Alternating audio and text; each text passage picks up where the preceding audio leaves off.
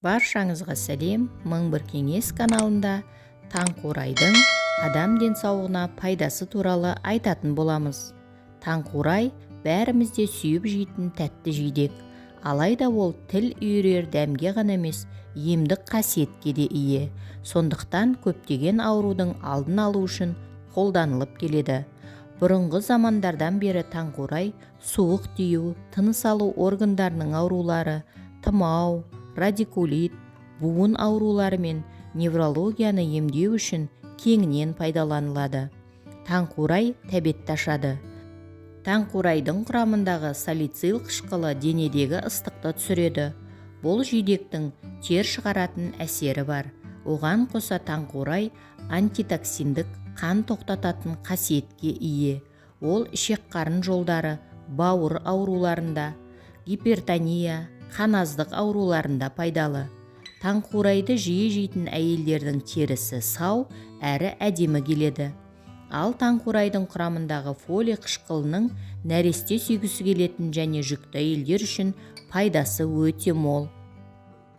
Жидектің құрамында С дәрумені көп мөлшерде болады және термиялық өңдеуден кейін де емдік қасиеттерін жоғалтпайды. Сондықтан ол суық тию кезінде көмектесетін таптырмас зат болып саналады.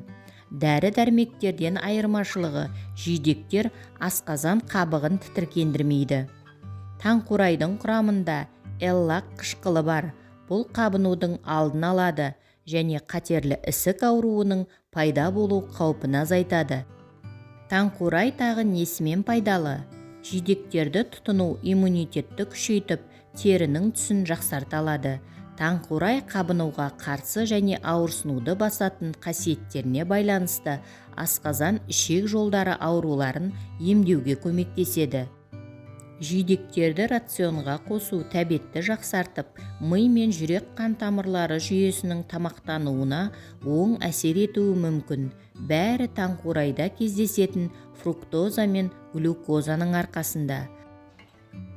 Таңқурай денсаулыққа өте пайдалы жидектің түрі. Таңқурай жылы мезгілде өскенімен, оның негізгі қызмет ететін мезгілі суық мезгілдер. Қыста тұмаудан, суықтаудан кез келген дәрі-дәрмекке қарағанда тез айықтырады.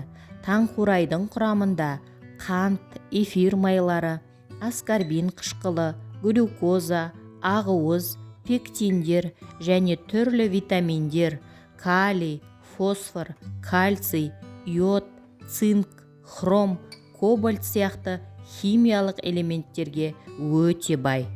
Таңқурай шырыны тыныс алу жолдарына, суы іш өтуге, қышымаға көмекші бола алады. Шырынымен аузыңызды шайсаңыз, тіс жегісі ауруларына жақсы болмақ.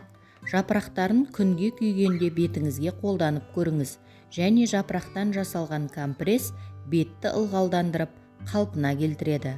Құрамындағы қанттың көптігіне қарамастан диеталық тағамдардың қатарына қосуға болады. Бір стакан жидекте 64 калория бар екен. Таңқурайды қайнатқанда да, тоңазытқышқа сақтағанда да пайдалы қасиеттерін жоймайды. Қайнатпасы дене қызуын түсіріп, несеп жүргізуге, бүйрек тасын шығаруға, іш ауруына және қант диабетіне ем болады. Таңқурай мен оның жапырақтары бүйрек жұмысын жақсартып, зәр айдайтын қасиетке ие. Кептірілген таңқурайдың 60 грамм жемісін бір стакан қайнап тұрған суға салып, 20 минут тұндырады да түнге қарай 2 стаканын бірақ ішіп алу керек. Денеден тер шығару үшін осылай қолданады. Басқа жағдайларда 1 стаканнан күніне 2 реттен ішеді. Тамақ шаю үшін 10 грамм жемісті 1 стакан қайнап тұрған суға салып тұндырады. Оның гүлдерінен тұнбаны былай жасайды. 20 грамм таңқурайдың гүлін алып, 1 стакан қайнап тұрған суға салады да 20 минут тұндырады. Даяр болған дәріні 1 ас қасықтан күніне 3 реттен ішуге болады. Таңқурай жемісін табиғи қалпында немесе кептірілген күйде қайнатып, сусын жасап ішсе, қыста тұмауға жақсы ем болады. Ғалымдардың пікірінше, бірде-бір антиоксидант дәл таңқурай сияқты обыр жасушаларына қарсы тұра алмайды. Осыған орай ол обыр дертіне қарсы тамаша шипалы дәрі болып саналады. Жалпы таңқурай жидектер патшасы болып есептеледі.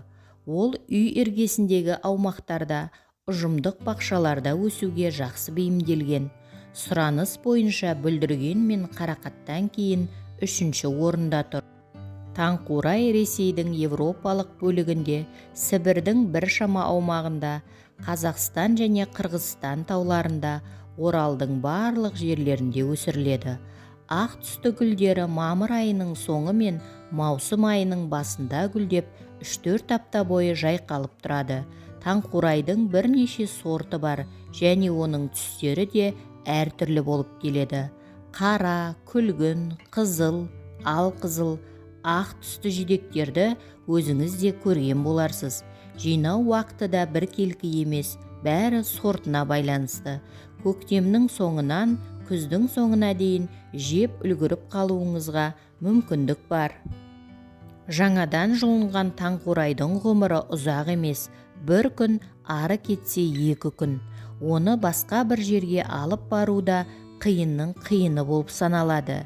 Ең дұрысы, оны жаңа жұлынған кезде тойғанша жеп алу. Хош иісін сақтау үшін қайнатып немесе қайнатпай тосап жасап алу болып табылады. Таңқурайды таңдауға келген кезде оның көлеміне назар аударыңыз. Өйткені көлемді таңқурайда ұсақ дәндер аз болады және мұндай сорттардың дәмі өте жақсы келеді. Таңқурай қышыма, терінің қабынуы сияқты аллергиялық реакциялар тудыруы мүмкін. Бүгінгі пайдалы ақпаратым кәдеңізге жарасын. Каналыма тіркеліп, лайк басып, комментарий қалдыруды ұмытпаңыз.